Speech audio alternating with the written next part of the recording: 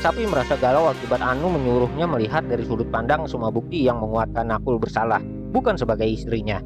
Belakangan, banding tersebut ditolak karena kurangnya bukti yang cukup untuk membuktikan bahwa Nakul tidak bersalah. Harapan semakin berkurang seiring berjalannya waktu. Adi juga sering menanyakan keberadaan sang ayah kepada ibunya. Sementara di penjara, Nakul diintimidasi oleh jaringan penyelundup obat haram di sana. Dia diminta untuk menyembunyikan sebungkus barang haram di tangannya, namun dia menolak hal itu. Mereka menyerangnya yang membuat Nakul harus mendapat perawatan di rumah sakit. Sapi yang mengetahui hal itu sangat shock melihat kondisi Nakul yang babak belur. Pada saat mendapat serangan, Nakul menggenggam sebuah surat untuk Adi dari dirinya. Menurut Anu, para penyerang sudah dimasukkan ke dalam sel isolasi selama 1 bulan. Sapi sangat terpukul melihat nasib tragis dari suaminya. Sapi lalu membaca surat dari Nakul yang ditujukan kepada Adi ketika menyadari kondisi Nakul dalam keadaan bahaya. Sapi juga mengalami kesulitan keuangan karena dia tidak memiliki sumber pendapatan dan tidak bisa mendapatkan pekerjaan karena status Nakul sekarang.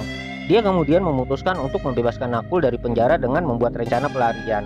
Pada upaya tanpa pengalamannya, Sapi mencoba mendatangi penjara dan mengamati kondisi sekitar.